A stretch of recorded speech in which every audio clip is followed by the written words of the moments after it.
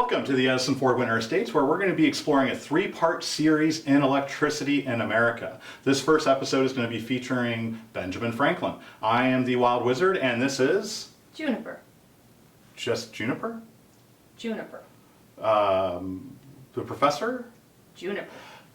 Wild Wizard and Juniper, and let's go ahead and get right into it. Now, who was the first American who was exploring electricity and studying it? Benjamin Franklin. That's right, and we have a picture of Benjamin Franklin right here, and he's working on his famous experiment, flying a kite in a thunderstorm. Is that a good idea? Absolutely not. All right, well, why would Benjamin Franklin even talk about that? Say he never actually did it, why would he even talk about something like that? Benjamin Franklin wanted to prove that lightning was electricity. If lightning would strike the kite and an object would hold a charge, thus he would have proven it was electricity. The common depiction is a key attached to the kite string. Now we're going to look at this right here. This is a Graaff Generator. Now this is going to operate a lot like the clouds are operating above Florida. So this is going to be a model for lightning. Now why do clouds create lightning? They build a disproportionate buildup of electrons. All right.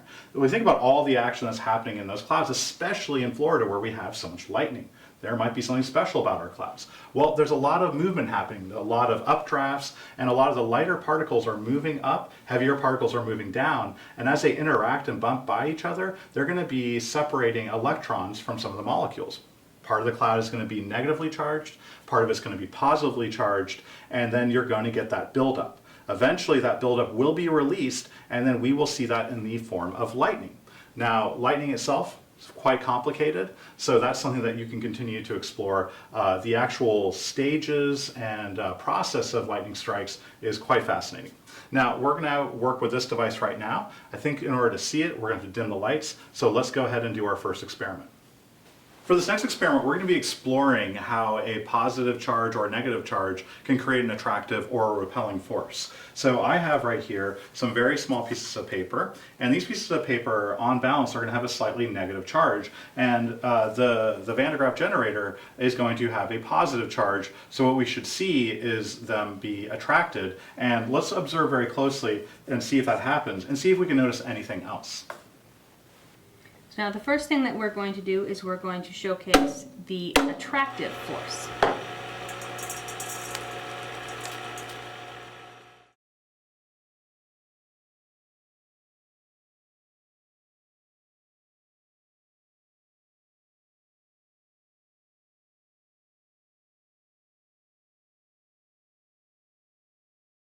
The repellent force.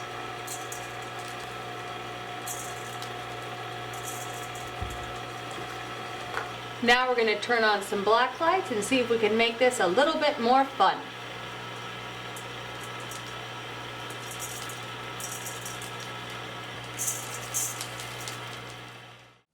This experiment I would compare to grabbing a balloon, rubbing it on your head, and using the static charge to make your hair stand up. Now in this case, we're going to go and turn on the Graaff Generator, and let's see if we can get the hair on this wig to stand up. We're turning on the Graaff Generator right now. All right. Now, a lot of people, they think that when someone's hair stands up like this, it's because electricity just makes your hair stand on end. Now, what's really happening right now is that each hair on this Graaff Generator is taking on a charge, and the charge is the same.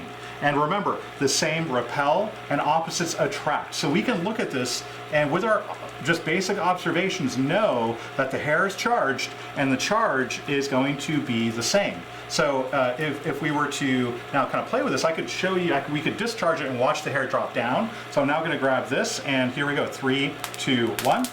You can see it contract, and then we're going to see as it builds up its charge again, the hair starts to separate and it starts to stand on end. All right, and then I can kind of play with it a little bit here without trying not to, oh, there we go. All right, and there we go. So this is a lot of fun doing this experiment. This is usually one of the favorite things that people will do with the Graaff Generator.